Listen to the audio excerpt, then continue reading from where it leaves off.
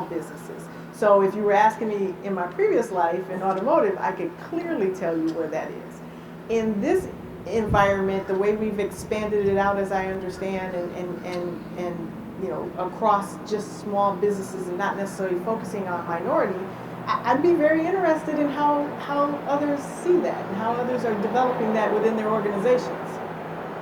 All right, we're going to go banking next. Go ahead, Greg. Yeah, no, I think a lot of it is centered around the outreach and financial education. I think so many of these smaller companies, and especially minority-owned companies, they have, from a financial, like the line of credit or financial, education standpoint, we can do so much better there in terms of teaching them. And I think there's a lot of stigmas out there, like you need to be in business for 2 years before you qualify for an SBA line of credit, and it's just not true. And it's finding the right partner that can help you explore that process. And we're very heavily involved in the SBA. We were the #1 SBA lender last year in the greater Washington market and #7 nationally, but our average loan size is $200,000.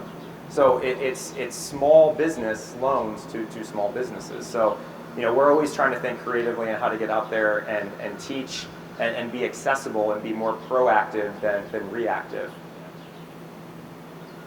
Go ahead, Sharon. I think that the last couple of years has been an unveiling of sorts, right? And so 2020 came with the pandemic. It also came with social injustice, and it also came with a reactionary mode in some cases in terms of D&I, or diversity, equity, inclusion is a key buzzword. But the truth of the matter is that, oh boy. I got you. Okay, gotcha. Listen. I won't have to jump up and run. Truth of the matter is that it is part of a culture of an organization.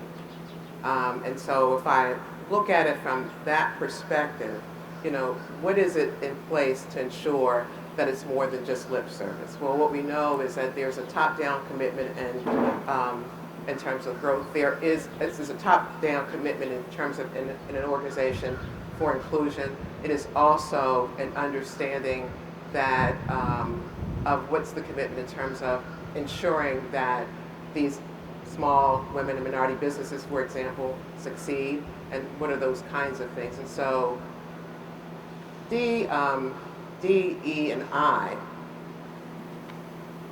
is not in and of itself a separate entity. It's inclusion of a culture and an ecosystem, if that makes I like sense. that. Yeah. Yep. That's not a check-the-box exercise. Yeah. Really. Which a lot of organizations see it as, unfortunately, because it's so new to them, and they're just like, okay, here's another thing we need to do. Make sure we're doing it instead of trying to think of ways to harness energy throughout the organization, right? Get Right. people motivated to. And so a lot, and I'll just say this so you can move on. A lot of things drive that as well. And so when you look at that kind of strategy, you're looking to see you're looking to see impact, right? And the truth of the matter is, we probably wouldn't be having the conversation if the demographics haven't been changing as they are, right? And so some of this is kind of forcing the issue as people talk about what the demographics are going to be and being prepared for that. But I think that there's an opportunity. One of the things I tell people is that my organization has been around for 50 years. And no, I have not been there for 50 years. But this conversation has been going on for 50 years. Yes. And so when do we change the conversation? But I submit that it's time now.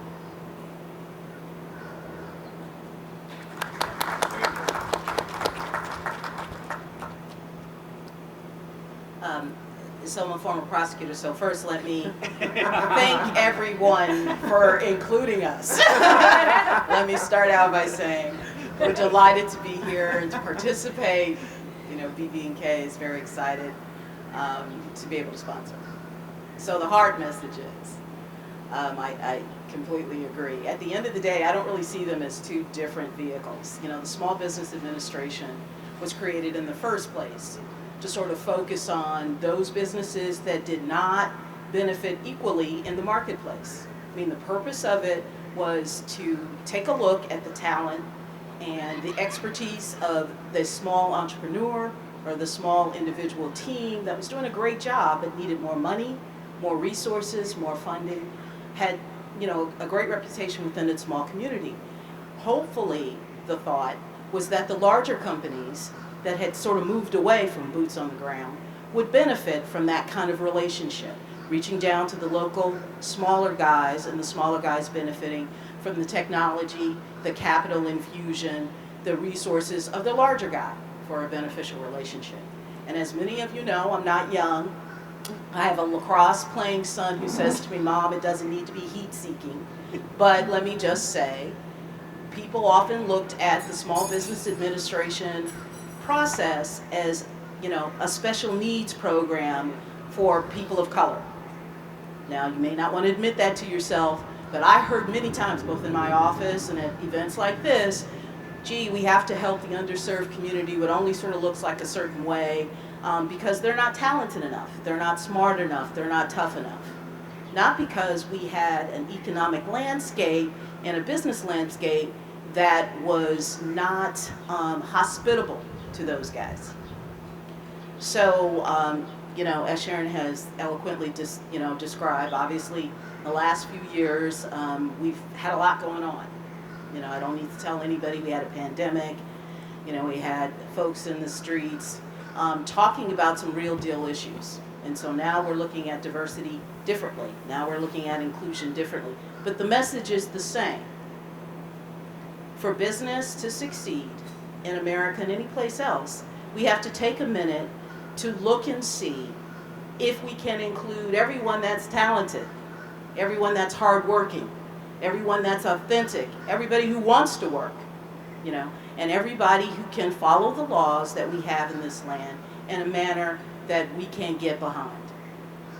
So I think it's great that we're taking a new look at this, whether it's the 23% of your business or more than your business. But each of us individually, as well as in our business communities, can contribute to the lesser fortunate, whoever they may be.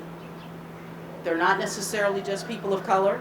They're first generation people. They're people of whom English is not their first language. People who came here illegally and now, you know, have Bob's food truck that's making a fair amount of money, that wants to sort of get into commerce. There are all sorts of talent in every neighborhood in this country. Now, I would love it if we could all represent them, but we don't. But take the time when you're looking for mentors, when you're looking for protege, to see what fits in your business, whether or not they fit, you know, in your code section where they have previous experience. And I think worry less about cultural fit and more about, do we see doing business in this country the same way, that we can profit from that relationship? I have. Oh, sorry. I had something prepared, and then with all of that, I feel all this extra emotion that I want to like dive into, but I'll try to bring it back. I guess it has been a really hard year. So we are small. Ami Vero has only been in business for 3 years, and obviously of those 3 years, the vast majority has been very challenging. I remember when the Floyd incident happened, and I brought my leadership team together, and I said, I want to put this email out, and I had and I had one opinion saying, you know, you should have already put it out, and somebody else said, no, don't get involved in that game, and, you know, somebody else, I mean, it was, and then I thought to myself, you know what, and I'll be honest, I went to Grant Thornton, and I said, I'm a little freaked out, I think I know what I want to do, but I'm a little afraid to. I don't know the impact it'll have on my business, and as small as we are, that could make or break us at this point. We were, you know, applying for PPP loans. We were like all kinds of stuff at that time. So, and I am so proud and so happy that we decided to pick the right answer, and business will come, because you need to embrace it. Those of you that are in the audience whether you're leadership or not, I do believe it comes from the top down, because we're all motivated by how we're incentivized, right? What our performance reviews are, and so someone's going to say, oh, I have to perform on this contract, and I have these two candidates in front of me. This person may, I already know them. I'm going to go ahead and hire them because customer satisfaction is key. Well, what's perhaps being forgotten about as part of that process is, what are the advantages of people you don't know that can be brought to that relationship? And I'll be honest with you also, we did a survey, my chief people officer put together how we were going to change the organization to make sure that we had diversity, equity, inclusion, that we were handling unbiased training up front early, even before we recruited people to join, because we don't want to bring them into the organization if they're not of that proper mindset, especially if they're making hiring decisions and interfacing with customers and others. And I was the only one that took the training. I was the only one that watched the YouTube videos that were recommended in order for us as a leadership team to give feedback. And I was so appalled, and I think it was the first time they maybe saw me cry. I don't know who's going to watch this, but I got very upset and passionate about it. And I went to Grant Thornton as my mentor, and I said, I attended your virtual offsite this year, and half of it was about DE&I. And we had breakouts, and I learned about working parents groups that had just been formed during COVID. I learned about how to really utilize HBCUs and help out instead of a check the box for a GWAC or whatever the case is. I'm a hub zone company as well. I have my 8A application in. Some people would say, how are you, 8A? Well, that's a whole nother story, and it'll support my DE&I story as well. But, as a mentor, they were very, very helpful, and not all companies would feel the same way I did, and so maybe I would have gone to a mentor for help, and they wouldn't have given me the help that I needed, but I did because we were aligned from a foundational belief perspective, and they gave me this phenomenal idea, which was we did personas of who our market is: clients, candidates, partners, etc. And we brought folks in to develop those personas so that we can then say, what is the avenue to market them? What is the outcome we want to get? And it was incredible to see that who we are marketing to are all different. So if we're all of the same mindset, trying to sell to or perform for a diverse group, then you're not going to answer. You're limiting your growth and your opportunity anyway. And so that's when it was so in their face that it was also about success and not about a check of the box. It was about getting to know people, understanding their stories, what they bring to the table, regardless of the way that they look, their religion, even whether perhaps whether they're vaccinated or not, all kinds of stuff. It's been a very challenging. I don't know that I would put that into DE&I, but I will tell you also, as government contractors, it's now required for everyone to have a vaccination. I was afraid of how many people were going to push back and what that was going to do to my business, but I also had to do what was best for my people, and we have opportunities for them, and we talked through it, and again, went to Grant Thornton and said, what did you communicate out? What did you experience? Because the impact may be less for a larger business than a smaller business. And so kind of bringing it back to the mentor-protege aspect, it's just been very helpful to have a mentor. And I know not all mentors are engaging in that way, but hopefully through the other topics today, you'll see how to make sure you get that right partner so the value is maximized both ways. Well said. I'll say, because I know this topic is near and dear to a lot of our hearts, is, a few years ago, I was not.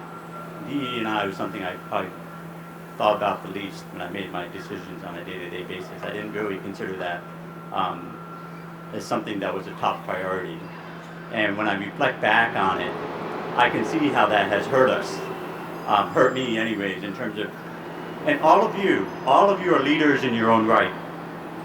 And when you have individuals that are of the same demographic, the same color, whatever it is, gender, you'll notice when you're in closed door meetings, the groupthink, the creativity that you need might not be there. The different perspectives that would help your company, help whatever vantage point you're coming from, it truly makes a difference when you are like, wait a minute, maybe we do need different perspectives because different types of people will bring different things to light, and that has made a significant difference to the way we do business too. It's just taking that into consideration to help us become better partners in the community. So thank you for that. Thank you all of you. Very good feedback. The next question is around successes. So, when we enter into mentor-protege agreements or JVs, and we start engaging with SBA, and some of us from when we talk about it from a legal perspective or a financial perspective, what do you see as critical success factors in terms of like, we're getting this right. This is what I consider to be the right trajectory for us. We'll start with you this time, and then we'll Sure. go back. So critical success factors, I think, it's kind of like for those of you that are in sales, when you finally get that customer meeting, the objective of that meeting is to get the next meeting. So a simple success factor is simply that you are building a relationship that is continuing to get stronger, and that the communication and the involvement is constant. And one thing that I did learn prior to starting Amivero, I was at NightPoint Systems, which was a protege to CSC and a mentor to Defense Point. And prior to NightPoint, I was at CSC, where NightPoint was my protege for DHS. So I have been in multiple scenarios, and it's a reason why I'm such an advocate for the program and important to use it well.